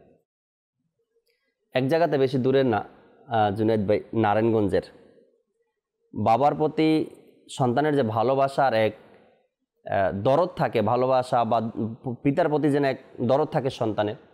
নারায়ণগঞ্জের একটা ফ্যামিলি আছে, দাওয়াত ইসলামী পুরা ফ্যামিলিতে আত্মারি আমিরুল সুন্নতের মুরিদ, দুইটা ছেলে। বাবা মাছের ব্যবসা করে, অর্থাৎ মাছ বিক্রি করে, প্রতিদিন আড়ত থেকে মাছ নিয়ে আসে, এলাকার মধ্যে বিক্রি করে। কিন্তু বয়স অনেক, বাবার অনেক বয়স। এই বয়সে এই রকমের কাজ করাটা মানে শোভা পায় না, কষ্ট হয়ে যায় বাবার জন্য। তারপরেও কেন করে? ছেলেদের লেখাপড়ার জন্য করে। আর আজকে থেকে প্রায় 10 বছর আগেই তারা দাওয়াত ইসলামী পেয়েছে, আর ওই সময় থেকে সবাই আত্মারি ঘরের মধ্যে। ছেলেরাও মাদানী কাফেলায় সফর করতো, মোবাল্লিকদের সভাপতি ছিল, দাওয়াত ইসলামীর সংস্পর্শে থাকার কারণে বাবার যে এক সম্মান বা বাবার যে এক ভালোবাসা, এটা তারা ছোটোবেলা থেকে বুঝতে পেরেছে। কিন্তু বাবা ওই সময় দাওয়াত ইসলামী পাওয়ার আগে বাবা এরকমের ছিল না কি সন্তানের প্রতিও যে দায়িত্ব আছে, এই দায়িত্বটার প্রতি বাবার একটু অবহেলা ছিল। দাওয়াত ইসলামী পাওয়ার পরে এরপরে আল্লাহ তাআলার দয়া পরিবর্তন হয়েছে, এরপর বাবা সন্তানের মধ্যে এক ভালোবাসা। আমি এদেরকে দেখলাম, এর বাবা সকালে ফজরেরও আগে একবারে রাতের 3টা-4টা বাজে উঠে আড়তে যেতে হয় মাছ আনার জন্য। এদেরকে আমি দেখলাম। তো বড় ছেলে যে আছে এ বাবার সাথে উঠে চলে যেত, কারণ এই টাইমে ছেলের কোনো লেখাপড়া নেই বা ক্লাস নেই বা পড়া নেই, তো বাবার সাথে উঠে চলে যেত। বাবা পুরো মাছ মাথায় করে নিয়ে আসতে পারতো না, বয়স হয়ে গিয়েছিল, ছেলেটা চলে যেত বাবার সাথে গিয়ে আড়তে। বাবা মাছ কিনতো, সে মাছ নিত, এরপরে ছেলেটাই মাথায় করে মাছ নিয়ে এলাকায় আসতো বা রিক্সায় করে, ভ্যানে করে। কিন্তু ওই সময় ছেলেটা অনার্সে পড়ে, বড় ছেলেটা তখন অনার্সে পড়ে। দেখবেন অনার্সে পড়া যে স্টুডেন্ট, সে কিন্তু অতি সহজেই এরকমের কাজ করতে চায় না। মাছ বিক্রি করা বা মাছের এইগুলো মাথায় নেওয়া, এগুলো কিন্তু সহজে সে মনে করে আমি তো লেখাপড়া করি বা আমি তো স্টুডেন্ট আছি বা আমার তো এটা আছে ওটা আছে, কিন্তু এদের মধ্যে দেখলাম কিন্তু ওই লজ্জাটা নেই। পরে আমি একদিন মাদানী কাফলাতে আমার সাথে গেল, তো জিজ্ঞাসা করলাম আপনাকে অনেক সময় দেখি এরকমের কাজ করতে, তো এতে আপনার কি অসুবিধা হয় না? এই ইসলামীভাবে উত্তর দিল, অসুবিধা আমার তখন হয় যখন দেখি আমার বাবা বয়সের কারণে ঝুঁকে গিয়েছে, আর এই বয়সে 15 কেজি 20 কেজি মাছ মাথায় নিয়ে চলাফেরা করে, তখন তো আমার চোখের পানি পড়ে যায়। তখন আমার নিজের লজ্জা কোথায় থাকে? আমার বাবার কষ্ট দেখেই তো আমি অবাক হয়ে যাই। এই বয়সে আমার বাবা আমাদের জন্য এত পরিশ্রম করতেছে, তো এই কারণে আমার আর এই সব কিছু মনেই থাকে না কি আমি স্টুডেন্ট একজন, বা আমি কলেজে পড়ি, আমার বন্ধু বান্ধব আছে বা আমার সমাজ আছে, আমাকে একটা বড় কিছু করতে হবে, এরকমের কিছু আমার মাথায় থাকে না যখন দেখি আমার বাবা এই বয়সের কারণে ঝুঁকে গিয়েছে, আর এই বয়সে আমার বাবা এত কষ্ট করে পরিশ্রম করে আমাদের জন্য। আমি সাথে সাথে লেখাপড়া রানিং থাকলেও ওই অবস্থায় আমি চলে যাই আমার বাবার হেল্প করার জন্য। প্রতিটা সন্তান যদি এরকমের বাবার ইয়াটা বুঝতো, কষ্টটা বুঝতো, হয়তোবা সমাজ থেকে বাবা সন্তানের যে এক দূরত্ব এটা মনে হয় উঠে যেত। জি অবশ্যই, মাশাআল্লাহ। বলেন। এটা আসলে দেখা যায় কি বয়সের সাথে সাথে ওই বাবার অবাধ্যতা বা বাবার প্রতি শ্রদ্ধা কমতে থাকে। যখন ছেলে ছোট থাকে তখন ছোট ছোট রাগ করে, একটু একটু বড় হয় তখন দেখা যায় বন্ধুর কারণে বাবাকে অবহেলা শুরু হয়। হ্যাঁ, অবহেলা শুরু হয়, বাবার কথা রাখছে না, বন্ধুর সাথে চলে যাচ্ছে কোথায় আড্ডা দিতে, তো বাবা যেতে দিচ্ছে না, বাবার সাথে রাগ করছে বা খাবার খাচ্ছে না, এরকম রাগ দেখাচ্ছে। অথচ যদি আমরা দেখি আমাদের বাবার কিছু বিষয় থেকে আমাদের বাবা আমাদেরকে বিরত রাখে বলেই আমরা অনেক বড় বড় বিপদ থেকে বেঁচে যাই। রাইট। কারণ যাদের বাবা নেই, এমন একটা কিছু সন্তান থাকে যাদের বাবা নেই, যাদেরকে দেখার কেউ নেই, তারা অসৎ পথে চলে যায়, কারণ তাদেরকে বিরত রাখার কেউ নেই, বিরত রাখার বাধা দেওয়ার কেউ নেই। আজকে আমার বাবা আছে বলে আমাকে বিভিন্ন জায়গা থেকে যাওয়া থেকে বিরত রাখছে বলেই আমি অনেক রকম গুনাহের কাজ বা অসৎ কাজ বা এমন কাজ যেটা আমাকে অনেক বড় বিপদে ফেলতে পারতো, সেগুলো থেকে আমি আজকে বেঁচে যাচ্ছি শুধু বাবার কারণে। কিন্তু আমরা এটা বুঝি না, আর তখন যখন বড় হয়ে যায় তখন সেই বাবার রাগ করাটা তো মনে থাকে, কিন্তু সেই রাগ করার কারণে কি উপকার হলো আমার সেটা মনে থাকে না, বা কি কারণে রাগ করলো সেটা মনে থাকে না। কিন্তু তিরমিজি শরীফের হাদিসটা আপনার এই কথার কারণে মনে পড়ে গেল যে রাসূল পাক সাল্লাল্লাহু আলাইহি সাল্লাম ইরশাদ করেন, আল্লাহ পাকের সন্তুষ্টি পিতার সন্তুষ্টির মাঝেই নিহিত এবং আল্লাহ পাকের অসন্তুষ্টি পিতার অসন্তুষ্টির মাঝেই নিহিত রয়েছে। কত কত সুন্দর এক হাদিসে পাক আমাদের সামনে, আল্লাহ তাআলার সন্তুষ্টি পিতার সন্তুষ্টির। তো এখানে বাবাকে কষ্ট দেওয়া, বাবাকে অবহেলা বা বাবাকে মূল্যায়ন না করা কত একটা খারাপ কাজ। আরেকটি হাদিসে পাক এখানে আছে, হুজুর সাল্লাল্লাহু আলাইহি সাল্লাম ইরশাদ করেন, যে ব্যক্তি নিজের পিতা মাতা বা তাদের মধ্যে কোনো একজনকে পেল এবং তার সাথে সদাচরণ করলো না, সে আল্লাহ পাকের রহমত থেকে দূর হয়ে গেল এবং আল্লাহ পাকের আযাবের অধিকারী হলো। আল্লাহ তাআলার রহমত থেকেও দূর এসে এবং আযাবের অধিকারী হয়ে যাবে ওই ব্যক্তি যে মা বাবার খেদমত করে না বা কষ্ট দিয়ে থাকে। তো আমাদের বোঝা উচিত, আমাদের এই বিষয়গুলোর প্রতি খেয়াল রাখা উচিত। দর্শকের আরও দু একটা কল নেই, সময়ও প্রায় শেষের দিকে। জি, কল শুনিয়ে দিন। এটা নওগাঁ জেলা থেকে বলছি, গোলাম মোহাম্মদ মানিক ইসলাম। একটা নাতে রাসূল শুনে দেন, যাবো মদিনায়। আচ্ছা, যাবো মদিনা ইনশাআল্লাহ, সাথে থাকুন। পরবর্তী কল। নাতে রাসূল ইমন, নাতে রাসূল শুনতে চাই। পরবর্তী কল। আমার নাম সিরাজুল ইসলাম, বগুড়া মোকামতলা। আমি একটি নাতে রাসূল শুনতে চাই ইনশাআল্লাহ তাআলা। পরবর্তী কল। আমার নাম নুমান বলতেছি, কুমিল্লা থেকে। আমি একটি নাতে রাসূল শুনতে চাই। নাতটি হলো নূর নবী এসেছে, নূর নিয়ে এসেছে। আচ্ছা আচ্ছা, সাথে থাকুন, চেষ্টা করব প্রায় শেষের দিকে অনুষ্ঠানের। যদি সময় হয় তবে ইনশাআল্লাহ নাচ শোনাবো আপনাদেরকে। আজকের অনুষ্ঠানের বিষয় নিয়ে অনেকগুলো SMS আসছে, যেগুলো আমি নিজে ইচ্ছা করে পড়ি না, এই কারণে হয়তো বা অনেকে খারাপ লাগবে অনেকের কাছে। এরপর দুই একটা পরে দিই। একজন আমাদেরকে চট্টগ্রাম থেকে SMS করছেন, তিনি বললেন আজকের বিষয় শুনতেছিলাম শুরু থেকেই, বারবার জানি কেন কান্না আসছে, কেননা আজ থেকে 14 বছর আগে আমার বাবা ইন্তেকাল করেছে। আজ যদি আমার বাবা বেঁচে থাকতো তবে আপনাদের থেকে যা শিক্ষাটা পেয়েছি, বাবার সাথে ভালো আচরণ করা, ভালোবাসা, এই জিনিসটা হয়তো বা আমি করতে পারতাম। আজকে আমরা স্টুডিওতে যারা আছি জানি না কার বাবা আছে, কিন্তু একটা জানি কি জুনায়েদ ভাইয়ের বাবা নাই, ইন্তেকাল করেছেন। একবার আপনি ওই ব্যক্তির কাছে যান যার বাবা নেই। এই যে এক ইসলামী ভাই SMS করলেন, তার আবেগটা আমাদের সাথে শেয়ার করলেন। যার বাবা নেই তার কাছে একটু গিয়ে জিজ্ঞাসা করেন যে ভাই তোমার তো বাবা নেই, তোমার মনের অবস্থাটা কেমন? বাবা না থাকলে তোমার কাছে এখন কেমন লাগে? আসলে সত্যি কথা, বাবা যে আছে না একটা বৃক্ষ, বাবা সন্তানের জন্য একটা বৃক্ষ। আপনি যাই করেন আর না করেন বাবার কাছে আসেন, তো বাবা আপনাকে সকল প্রকারের টেনশন থেকে পেরেশানি থেকে চেষ্টা করে সন্তানকে বাঁচানোর জন্য। আপনি বাবার কাছে গিয়ে বলে বাবা আমার ব্যবসায় অসুবিধা চলতেছে বা 2 লাখ টাকা কর্জ হয়ে গিয়েছি। বাবা বলবে দাঁড়া 2টা দিন আমাকে সময় দে, আমার ক্ষেত আছে বা আমার জমি আছে, আমি বিক্রি করে তোকে 2 লাখ টাকা দেওয়ার ব্যবস্থা করছি। আপনি বাবার কাছে যান, বাইরে কোনো অন্যায় করছেন, ছোটোবেলায় মনে পড়ে হয়তো বা বাইরে কোনো অন্যায় করছেন, কারোর সাথে ঝগড়া করছেন, মারামারি করছেন, দৌড় দিয়ে বাবার কাছে আসছেন। বাবা নিজে বাহিরে গিয়ে ওদের সাথে ঝগড়া করে, ওদেরকে বোঝানোর চেষ্টা করে, আপনাকে সামাল দেয়। আমার ছেলে অপরাধ করলেও মাফ করে দাও, ক্ষমা করে দাও। বাবা এমন একটা জিনিস আছে, আজকে আপনি অসুস্থ আছেন, ঝড় বৃষ্টি তুফান রাত, বাবা এগুলো দেখবে না, এক দৌড়ে বাবা ডাক্তারের কাছে যাবে, আমার সন্তানের চিকিৎসা দরকার সকল প্রকারে। আজকে আপনি লেখাপড়া করছেন, আপনার বই কিনতে হবে বা এক্সাম আসছে, টাকার প্রয়োজন আছে, বাবা ধার কর্জ করে আপনার এই ইচ্ছাটা পূরণ করবে, আপনার এই চাহিদাটা পূরণ করবে। বাবা এমন একজন ব্যক্তি, বাবা এমন একজন মানুষ, সে সর্বক্ষণ নিজের সকল প্রকারের চেষ্টা চালিয়ে আপনার মুখে হাসি দেখতে চায়। কিন্তু একদিন আপনিও বাবা হবেন, এখন বাবার সাথে খারাপ আচরণ করলে আপনার অবস্থাটাও কেমন হবে চিন্তা। আরেকটা SMS আসছে আপনার কুড়িগ্রাম থেকে, তিনি বললেন সচরাচর আমরা মায়ের ব্যাপারে সবার থেকে শুনি, কিন্তু আপনাদের থেকে আজকে শুনলাম বাবার এত সম্মান করা বা বাবার প্রতি ভালোবাসা দেখানো। আমার বাবা বেঁচে আছে, তবে সম্পর্কটা ভালো না, দোয়া করবেন আজকেই বাবার কাছে যাব, গিয়ে ক্ষমা চাইব যাতে বাবার সাথে সম্পর্কটা ভালো হয়ে যায়। আল্লাহ তাআলা কবুল করে নিক। আজ নয়, আমি বলবো এখনই চলে যান। আপনি যে আজকে যাবেন, হয়তো বা ভাবছেন দুপুরের পরে যাবেন বা রাত্রে যাবেন, এতটুকু সময় যদি বাবাকে না পান, এর আগে যদি আজরাইল চলে আসে বাবার কাছে, হয়তো বা ক্ষমা চাওয়াটাও আপনার আর হবে না। এই জন্য বলি আপনি এখনই চলে যান, এখনই গিয়ে বাবার কাছে ক্ষমা চান, বলেন, নিজের ভুলটা স্বীকার করেন কি বাবা আমার ভুল হয়ে গেছে। আরেকজন সৈয়দপুর থেকে আমাদেরকে SMS করলেন, তিনিও এটাই বললেন কি বাবার প্রতি ভালোবাসা সারা জীবন থাকবে, তবে আজকের পর থেকে বাবাকে কখনো কষ্ট দিব না, নিয়ত করে নিলাম। মাশাআল্লাহ।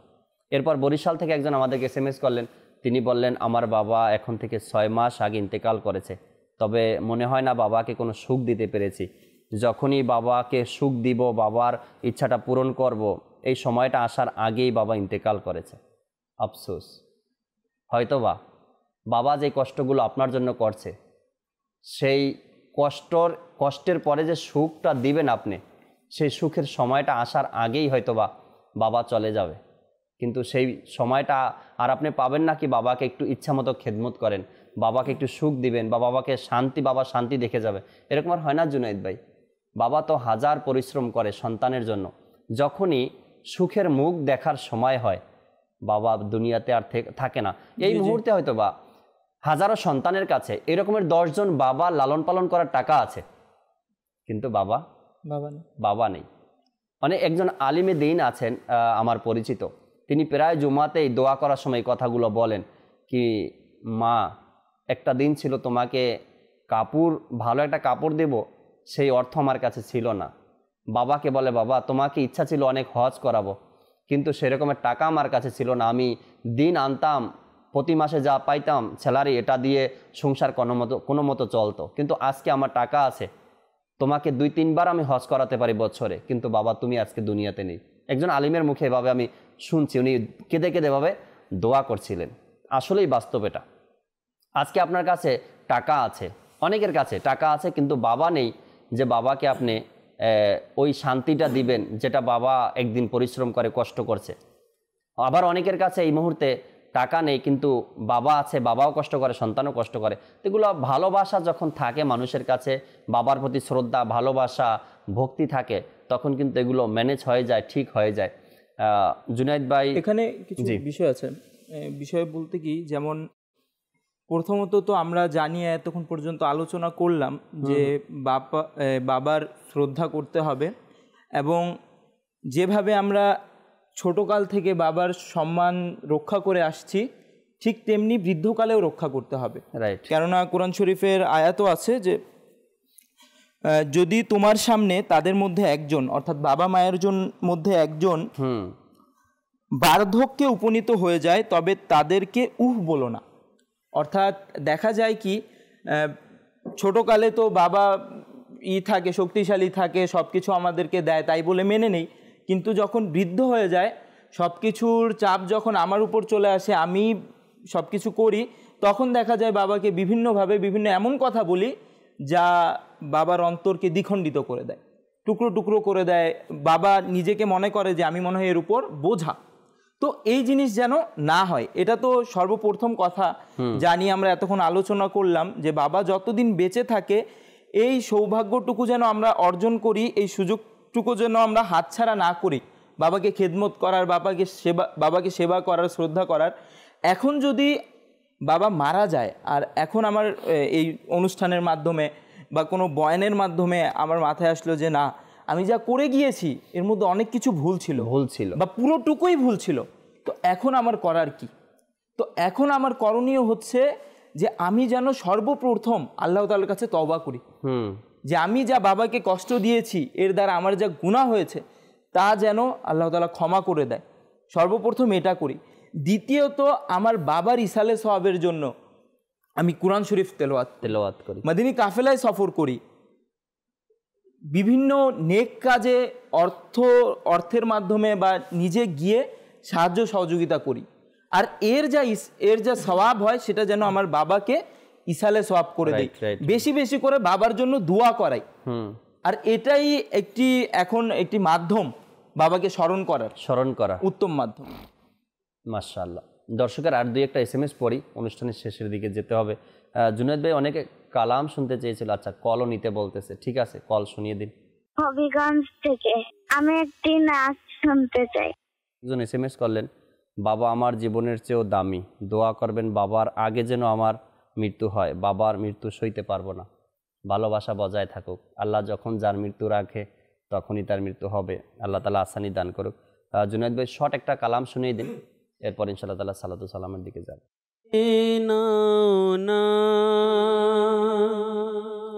প্রিয় নবী তুমি মোরে মদিনাতে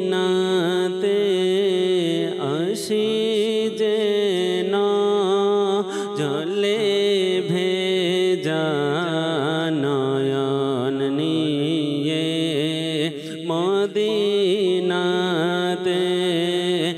আমার সালাম দিও হাজি নবীর দারে কেঁদে কেঁদে আমার সালাম দিও হাজি নবীর দারে কেঁদে কেঁদে প্রিয় নবীর রোজা শরীফ যখন দেখবে মদিনাতে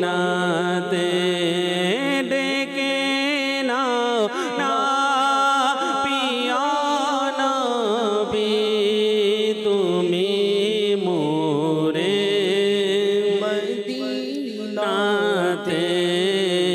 আসি যে না জলে ভেজা নয়ন নিয়ে মদিনাতে। তাআলা কবুল করে নিক, আল্লাহ তাআলা আসানি দান করুক, আমাদেরকেও মদিনায় তৈয়বায় হাজিরা। আগামীকাল সকালে আবারও রহমতপূর্ণ প্রভাত এই অনুষ্ঠানে উপস্থিত হব, নতুন একটি বিষয় নিব, মোবাইলিকে দাওয়াত ইসলামী থাকবে আমাদের সাথে, ইনশাআল্লাহ আপনাদেরকেও রাখার চেষ্টা করবো। আসুন আমরা যে যেখানে আছি দাঁড়িয়ে সালাতু সালাম পাঠ করি। হে মদিনার শ্রেষ্ঠ বাদশাহ আসসালাতু ওয়াসসালাম, হে মদিনার শ্রেষ্ঠ বাদশাহ আসসালাতু ওয়াসসালাম। আরশে আযমের তারকা, আরশে আযমের তারকা, আসসালাতু ওয়াসসালাম, হে মদিনার শ্রেষ্ঠ বাদশাহ আসসালাতু ওয়াসসালাম। রব্বি হাবলি উম্মতি বলে তুমি ধরাইলে, রব্বি হাবলি উম্মতি বলে তুমি ধরাইলে। ক্ষমা পেল উম্মতেরা, ক্ষমা পেল উম্মতেরা, আসসালাতু ওয়াসসালাম, হে মদিনার শ্রেষ্ঠ বাদশাহ আসসালাতু ওয়াসসালাম। ফেরেশতারা পড়ে দুরূদ আল্লাহ তাআলার আদেশে, ফেরেশতারা পড়ে দুরূদ আল্লাহ তাআলার আদেশে। কেনই বা পড়ব না আমরা, কেনই বা পড়ব না আমরা, আসসালাতু ওয়াসসালাম, হে মদিনার শ্রেষ্ঠ বাদশাহ আসসালাতু ওয়াসসালাম।